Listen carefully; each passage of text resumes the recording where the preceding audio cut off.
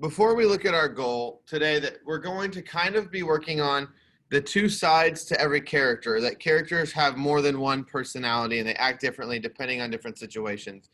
And so I was thinking about this last night. Like, you guys aren't the only ones who learn. When we teach these lessons and we read things or we watch movies or things like that, I'm constantly now making connections from one thing to the other. And I'm also thinking about what we're learning. And so I thought about today how we have like this multiple sides of a character lesson.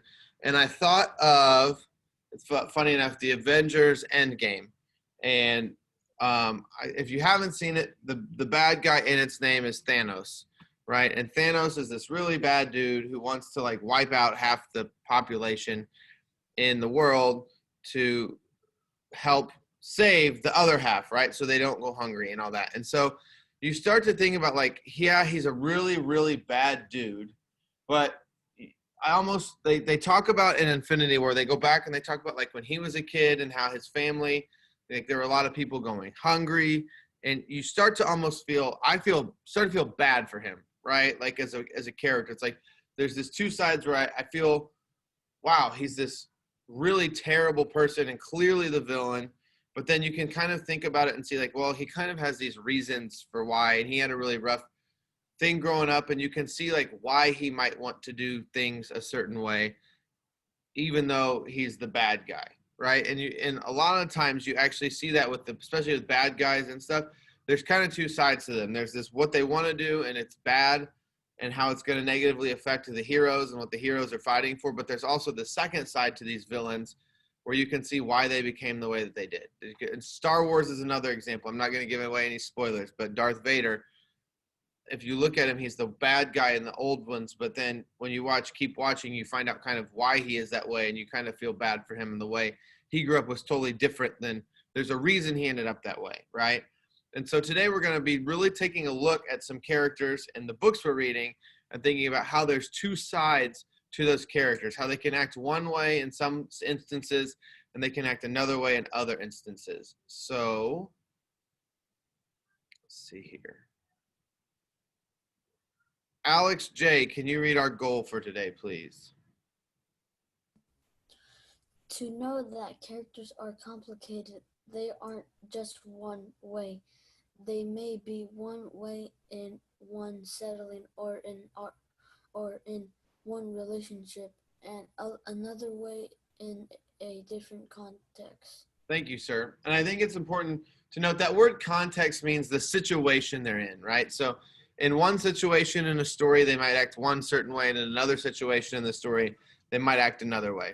And as we readers, we have to pay close attention and really recognize when they're acting one way versus when they're acting another way, and kind of use text evidence or reasons why come up with the reasoning, say, hey, I think Rob is acting this way in this part of the story, and the real reason why is because of this reason, and explain it using those text details.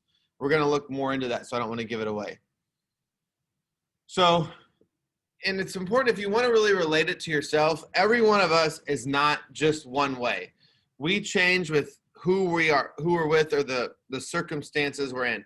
So like, I talk to you guys and I treat fourth grade students completely different than when I'm coaching high school baseball, right? Because you guys are younger, you're in fourth grade. I know I may have to repeat myself a few times, and it's okay. It's part of teaching. You guys are kids, you're younger, you're still learning a lot. Whereas like when I tell something to a high schooler, I get a little bit more frustrated and maybe act a little bit more loud towards a high school baseball player, right? Because they're older and they should know, and they should be able to listen to things the first time I tell them or coach them. So everything changes. Another one I thought of was this, is like the way I am in a classroom versus the way I am when I'm cooking in the kitchen, because I do most of the cooking in my house.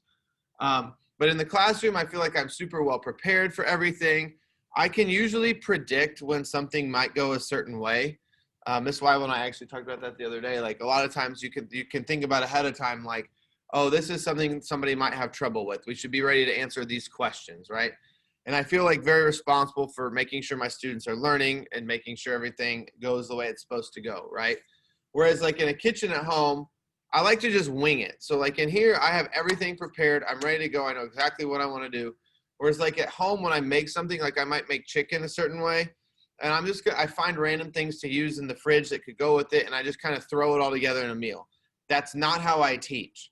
I don't just go, oh, I'm teaching science today, and then I just go into science and just randomly teach you what I want to teach you, right? So those are two completely. I have a totally different personality in the classroom than in my kitchen. The other thing is, I talked about how I'm able to predict things in the classroom. When I have something go wrong in the kitchen, I get super frustrated because I don't know like what's going to go right or wrong sometimes when I make things. So I'm a totally different person from one place to another place. And my personality, you would not think I'm the same person the way I act. So we're going to take a minute and we're going to do that with Sistine. So let's think about Sistine in The Tiger Rising. So if you could get out your notebooks and in whole group, make on one side says with people who aren't friends, and on one side says with people who aren't friends, and on one side says once are friends. So I see Alex getting his notebook out already. Thank you, Alex J. Michael looks like he's getting his out and making his chart. So thank you, sir. I notice Henry's making his chart and getting ready to go. Guadalupe and Cynthia are getting their charts out and ready to go. I'm going to give you about 2 minutes to get that chart set up, and then we're going to kind of discuss Sistine. So 2 minutes.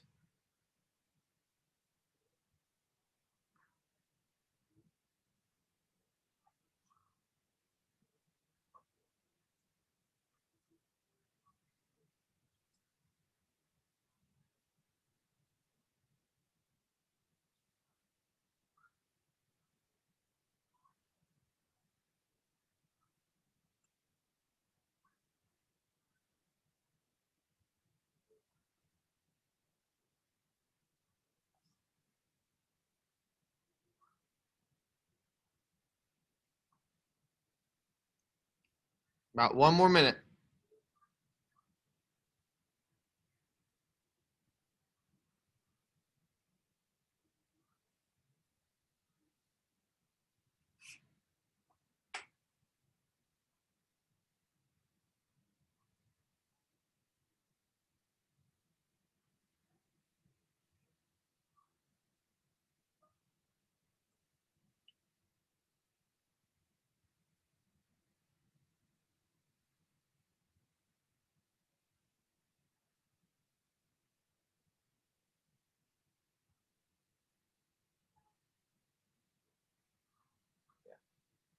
All right, so let's come back together. And now on this chart, we're going to write down together some of the things we notice about how Sistine's different, or the way she acts around people who aren't Rob compared to Rob. So raise your hand if you can tell us something we could write on the side of people who aren't friends. How does Sistine act with people who aren't friends?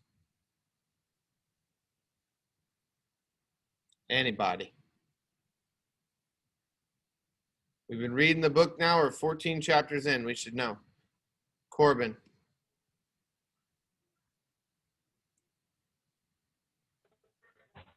She is not very nice to people if they're not her friends. Yeah, we can just straight up say she's rude, right? She goes in, she insults him the first day of school, says she doesn't want to be there. She's rude. What else?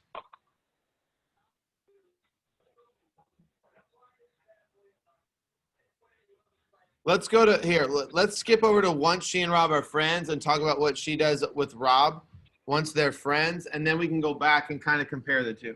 So because really those should be fresh in our mind. Ania, how does she act towards Rob once they're friends? She lets him hold her hand and they laugh and run. Okay. So we're just gonna say they laugh and spend time together.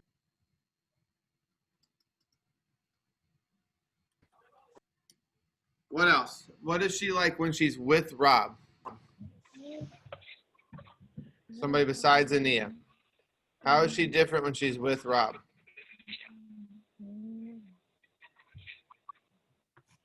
What has she been doing a lot lately that's kind of bothering Rob, but he's been opening up about it? Cynthia?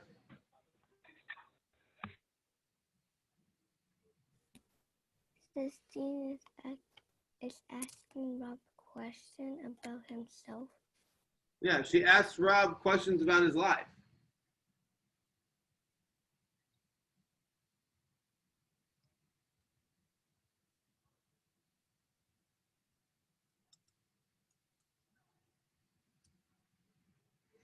All right. What else? What does she do about her own life with Rob?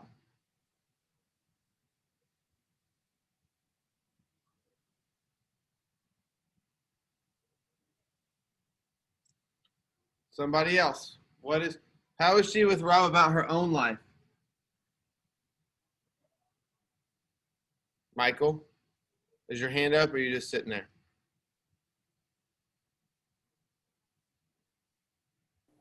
My hand was up.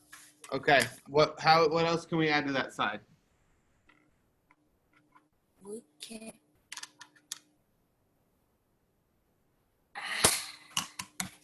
Last words. Okay. I'm gonna add over here. She shares information about her own life.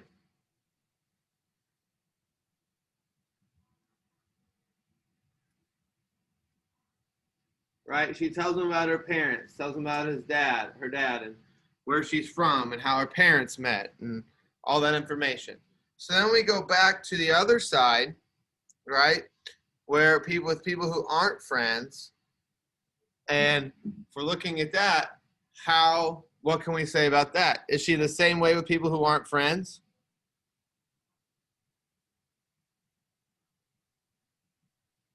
No. No. Denise, how does she act towards like the three Monger brothers who try to pick on her from day one?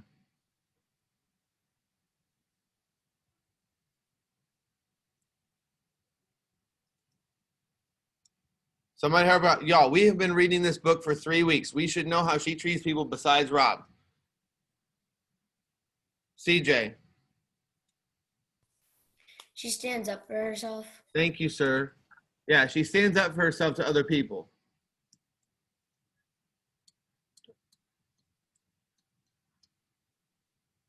Does she care about what other people think about her? Everybody, yes or no? No. No, No. right? So we can put doesn't care about what others think.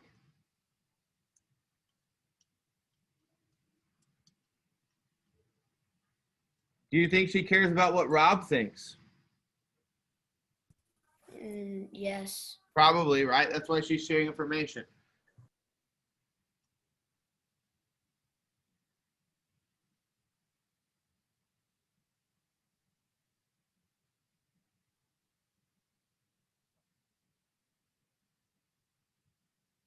All right, I'm going to give you a few minutes to get caught up.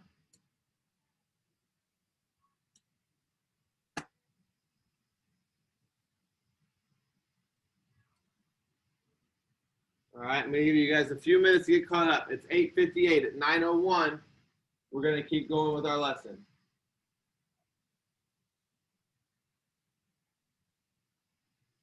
I know it's gloomy outside, but y'all need to wake up. It's Friday. I'm already energetic. You sound like it.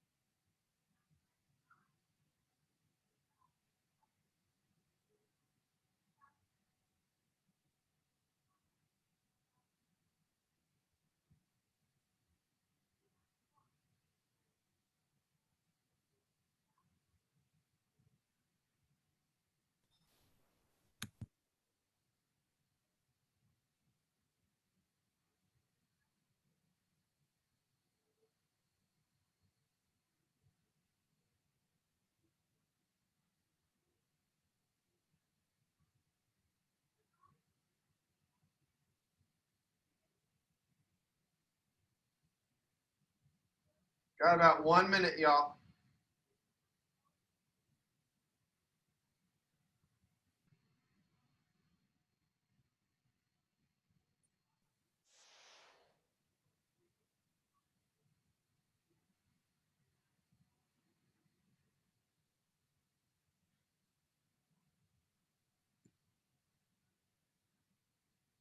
We're going to move on in about 30 seconds. If you don't have every last little detail written down, that is okay. We're working so you have an example to go by when you do your work today.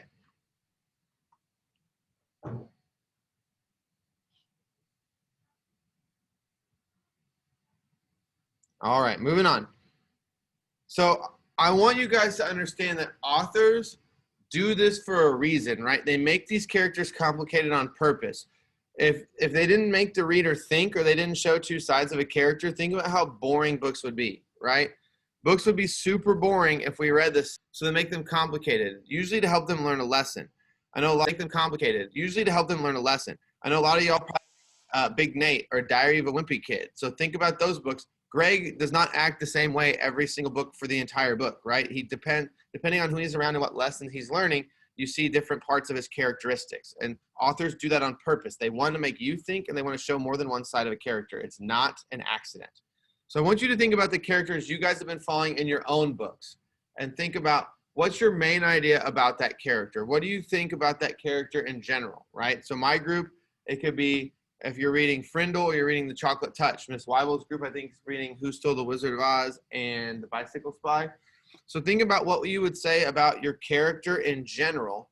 This is what I mainly think about my character. But then stop and think, is there other things about that character, or is this always true? Is the character always a certain way, right? Because the chances are they're not, and it changes depending on who they are, where they are, and what they're dealing with. I know, for example, in our book, in Frindle, Nick is the main character, and we see he acts kind of out of control and goofy and is a troublemaker in certain situations. And then yesterday, we read a chapter where he's in a new teacher's class who's super serious, and he acts a completely different way because she's not putting up with it. So your characters are going to change depending on what they're dealing with and what other characters is around, like Sistine. So there's an example over here about a character named Crash. I'm not going to read the whole thing because if you guys haven't been reading that book, it's not going to make a ton of sense. But you can see that someone's written a whole paragraph about how Crash acts, says they think he has two sides, right? He's only lets his friends and family members see one side. But when he's alone and other things on the outside, he acts a completely different way, right? A lot of characters are like that. They have more than one side. So your job today is going to be to add go read some more of your book, right? And I want you to grow your ideas about your character and write how they're complicated, all right? And I want you to write a response in your notebook, so put your book title and the date. The first two reading groups that meet with us, we'll work on starting this in our group, and then we'll have you go work on it more. If you are not in the first group, so if you are reading Frindle or The Bicycle Spy, you need to make sure you are where we asked you to be today when you come meet with us, and maybe already have done some work and been thinking about the two different sides to the characters, okay? So if you are in those second groups, when you get to us, because you have 40 minutes right now to work on that, well, 35 minutes to work on that before we have our lesson, before we have our small group meeting, you should be looking through your book to try to find some of this stuff. You should not come to us with an empty notebook. You should at least have some notes, okay? You're going to submit it on Canvas, so just so we can make sure everything's clear, I'm going to show you. We're going to go to, hang on. Oh, wrong thing. Okay. We're going to go to Canvas, and then you're going to click on, maybe, Hoffman's Heroes, like normal. Friday, we only had 18 people submit reading yesterday, so we need to have more people. Friday, reading, lesson 11 assignment, right here. Same thing we just talked about, right? It says, it's important you do this work in your reading notebook. We will be checking during small group time. That means write your response in your notebook and then submit it on Canvas. You can either take a picture or do a video or the text entry. You still need to write it in your notebook. All right, we need to get practicing that, because once the technology piece goes away at some point and you're back in the classroom, you're going to be using a notebook and writing your ideas down in your notebook to share. So do that work today. first reading groups, we'll talk about it together and then give you something to go off and work and continue working on. If you're in that second group, make sure you're already working on it before you meet us. All right, I'm going to stop sharing. I am going to stop recording.